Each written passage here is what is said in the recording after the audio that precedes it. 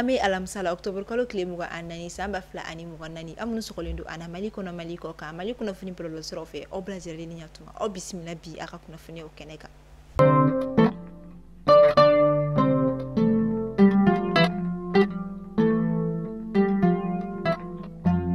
kuna fondamnela anga jamana état major général des armées abora ka communiqué dike kunungu communiqué min konnala abe anga jamana fintigla ka woni ka kuna funyawdi ay ayira octobre kalo kleta ani shiginte mene samba fla ani mugo ani nani ka sangani anga jamana fintigla ka koni ka wuli ka je keren yala sirami yera koni mita kawla femi karo ka fonnara yera koni marala u koni sira ka dankari koni ke karo gren dinati la mo koni ka bembe chamana mi yera koni kundalendo ka bla anga jamana fintigla ka uye ka sanganu ka wuli ka je u koni sira ka utike koni ke karo dina tikilama koni ka kele kamina chama yere o koni ka ufana sinfe wa o kofe october kalo kile muga ani kele samba fla ani muga ani nani ka sangani anga jamana fintikila ka koni ka wuli ka joye tuguni u koni sera ka kalo dina tikilama koni ka be membero fene koni dansira la mi yere koni nkera dili femi karo ka fo nara yere koni region konna ola o octobre kalo kile muga ani kele konna la samba fla ani muga ani nani marabolo konna la be fami mako amasin fo ta ci NTB zas kon ma ani tesik uni o kon be kidal region yere koni korean fa fela koni fe anga timana fi tigila ko ka wuli ka jo konna la u koni sira kata bo taji chama yere koni kamunu yere koni kumega ta kata di karo glandine tigila ma yere koni ma u yeteke ke olula wa ko fe u teke koni ke u ga bulu fen chama yere konna mi yere kono wi dankar chama ke karo glandine tigila ma wala ni marabolo ko foli konna la anga jamana nyemani o kone general d'armée Assimi Goïta ye kasagani octobre kalo kile muga ani sabate mini samba fla ani muga ani nani ale koni mbola kala seldo koni ke aka constituteur sans fla la mi yere koni konna la fem minye binkani wale mi yere koni taraka nyeshi ankara dugumani o koni be turki ko fina koro glandineti kila mo koni fe abora ka ika dusuma kasa yere koni hira wa mi yere konna aka communiquer in konna la walma aka la sel konna la aye ayira ka fo koro glandineti kila mo koni mi kan waliya kolominu koni ke ayu olu koni nyangi wa o yera kofe aye ayira ka fo ku kan amir u koni min ke ka de ku kon lase mamunu koni ma we mamunu koni faka u kamiri usomo go olu konna ani mamunu beto uko kasangani anga jamana konna la garabali wolon flami yira la ka foko olube na wuri o de okumun konna la femi sans fil faraja fota se nyamana ni garabali saba koni nyama koni willeno ka jone wakati na minna uko kuma nyogonya koni ni anga jamana nyama wera koni wala sa fere mesiga soro femi ka do ka fo garabali ko nunu konna minti na keni awulili yera koni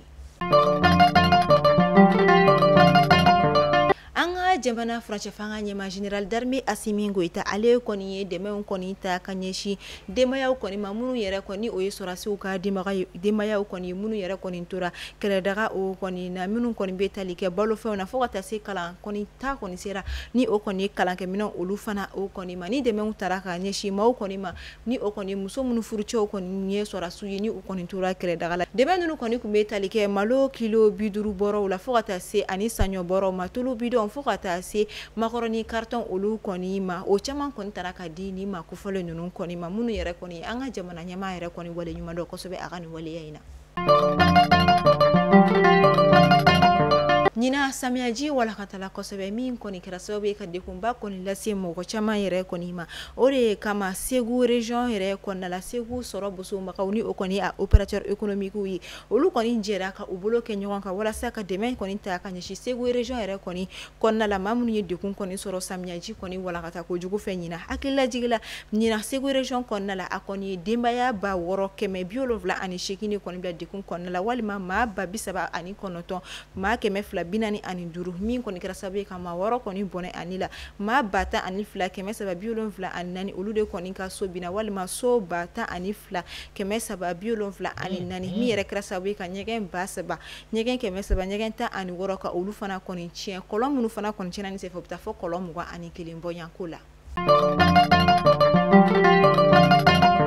anga jamana ministre mi koni nyashini no kenyere ye kunyomani o koni ministre de l'entrepreneuriat national de l'emploi et de la formation professionnelle madame Barayogo Aminata Traoré ale koni opération permis de conduire do koni lancé mi kera anga jamana konna la abna ga sawe ka musumani shifina ka keme ani biduru bonyanko olude koni deme ukase ka feme ka ro ka fukenyere ye bara koni ke ni o koni betali ke bolola bara olu konna kaseka u deme anu kaseka nyetaka bara o koni boloda chogo yamina nyina tan koni mina ke atakuta ani na koni nyinata sigi kun ore koni opération permis de conduire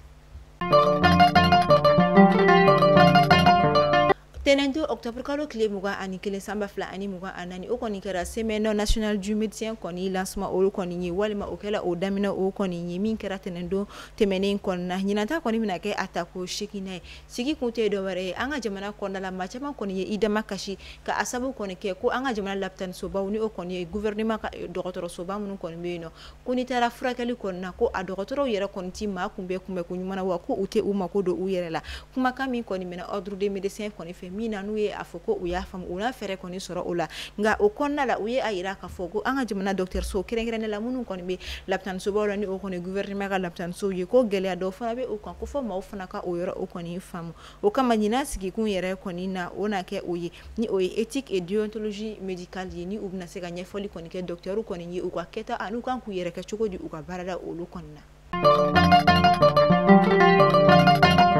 A kɛra tarata don tɛmɛni octobre kalo tile 22 sanba 2024 Bamako an ka jamana faba kɔnɔna la fɛn min ye ɲɔgɔn ye lajɛ dɔ kɔni kɛra min bolila tile 3 bɔɲanko kɔnɔna la sigi kun tɛ dɔwɛrɛ fɛn min ka k'a fɔ cɛncɛn kan jamana ni o kɔni AES jamanaw ye walima État du Sahel olu kɔni bɛ se ka bolodi ɲɔgɔnma min kɛ ka se ka barakura boloda minnu kɔni kɛ ani ka fɛɛrɛ minnu kɔni sɔrɔ ni o ye degun minnu bɛ u kan ani ka ɲɛtaga baaraw ani barakura boloda olu kɛ cogoya min na. Amta ko kan kibaru la Niger ka olu kɔni fino Niger ministre min kɔni ɲɛsinnen don i ka dɔn k'a fɔ u ka jamana kɔnɔna lakana ko mani o kɔni le ministre nigérien de l'intérieur et de la sécurité publique le général Mohamed Toumba min yɛrɛ lajɛ kɔni ɲɛminɛlen kun don fɛn min ka dɔn k'a fɔ Algérie kɔni ciden kulu dɔ kɔni fɛ minnu fana ɲɛminɛlen kun don Abed Lahous yɛrɛ kɔni fɛ u ka sigi kun tɛ dɔwɛrɛ ye Niger jamana ani Algérie jamana u kɔni ye bolodi ɲɔgɔnmaw bu u ni ɲɔgɔn cɛ wa barakuraw bolodalen don u ni ɲɔgɔn cɛ o baaraw kɔni bɛ se ka nun don cogo min na ka baaraw kɔni daminɛ cogo min na ka d'a kan o boloda kuma o kɔni mɛnna o barakura bolodaw yɛrɛ kɔnɔna fɛn min ka dɔn k'a fɔ lycée dɔ kɔni bɛna jɔ fɛn min Algérie jamana ni Niger jamana kɔni ka teriya okumu kɔnɔna la min bɛna jɔ Zender dugu yɛrɛ o kɔnɔna la wa o kɔfɛ centre bɛna jɔ fɔ centre min kɔni ma ko Démodialyse Ada Z o fana bɛna jɔ fɛn min ka dɔn k'a fɔ Niger ka olu kɔni fɛ yen nɔ fo ka taga se institut islamique ni o kɔni silamɛya kɔni diinɛw bɛ kalansoba minnu kɔnɔ o caman fana kɔni jɔlen minnu bɛna kɛ Agadez dugu o fana kɔnɔna la. An bɛ taa Abidjankaw fɛ yen nɔ a bɛna kɛ octobre kalo tile 25 sini juma ni Ala ma basi kɛ san 2024 fɛn min assemblée générale ordinaire du conseil de collectivité territoriale de l'UEMOA ni a bɛ f'o ma ko CCT UEMOA o kɔni ta ko fɔlɔ baaraw bɛna nun don Abidjan dugu o kɔnɔna la sigi kun yɛrɛ tɛ dɔwɛrɛ ko renforcement de la solidarité dans notre espace communautaire ni o kɔni mais UEMOA jamanaw bolodi ɲɔgɔnma minnu kɔni bɛ u ni ɲɔgɔn cɛ o bɛ se ka sinsin cogoya min na o kama sigi kɔnɔna la u na bolokura bolodaw kɔni kɛ ani ka fɛɛrɛw kɔni sigi sen kan walasa ka se ka u ka laɲini olu kɔni sabati.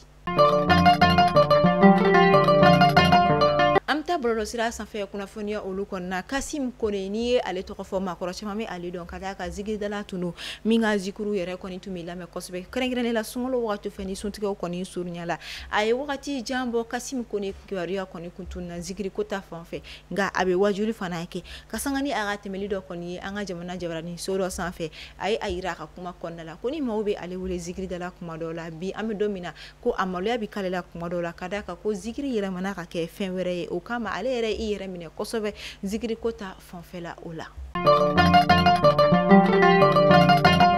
Mali kunnafoni bɔlɔlɔ sira lajɛbagaw aw kulo garisɛgɛ kɛra ni kunnafoniya dama dama ninnu de an b'a fɔ aw ni ce a ka lamɛnni ko ɲuman na ni aw minnu bɛ fɛ a ka jagodaw ka lakodɔn a ka feerefɛnw ka lakodɔn aw bɛ se k'aw sɔgɔ Mali kunnafoni direction commerciale la an b'a fɔ aw k'an bɛn sini ni Ala ma basi kɛ ni aw la Ala k'an si jɔ koma kɔnɔ Ala k'an ka jamana basigi.